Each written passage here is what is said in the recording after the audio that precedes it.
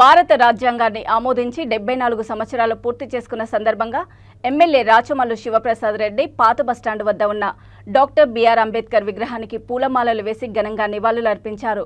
Doctor BR Ambedkar అనేక దేశాలు పర్యటించి అక్కడి విధి విధానాలతో భారతదేశంలో ఆమోదయోగ్యమైన రాజ్యాంగాన్ని రూపొందించి ప్రజలకు అందించారని, అలాంటి మహనీయుడిని మనం స్మరించుకోవడం మన బాధ్యత అని కొనియాడారు.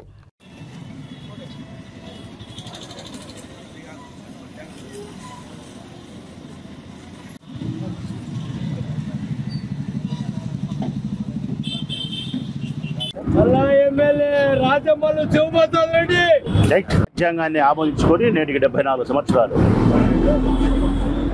రాజ్యాంగం అంటే మరేమిటో కాదు, భారతీయులందరం మనం కలిసి జీవించి విధి విధానమే. ఏ విధంగా సంతోషంగా మనం జీవించాలి, ధర్మబద్ధమై చట్టబద్ధమై మార్గదర్శకమైనటువంటి మంచి విషయాలతో మనం ముందుకు సాగిపోవాలి అని తయారు చేసుకోవడమే రాజ్యాంగం. ఇది ఊరికనే తయారు కాలే.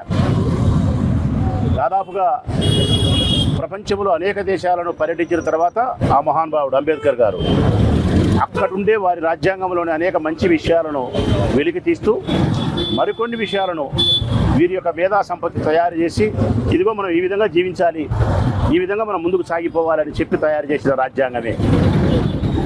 ప్రపంచంలో ఏ దేశంలో లేనంత గొప్ప రాజ్యాంగం ఇక్కడుంది. అది అంబేద్కర్ గారి యొక్క చలవ.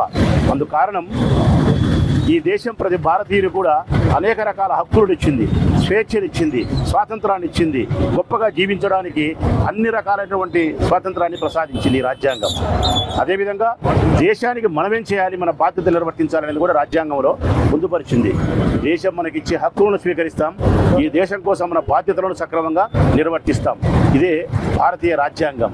ఇదే భారతీయుల యొక్క సంస్కృతి, సాంప్రదాయము, ముందుకు సాగే విధి విధానం.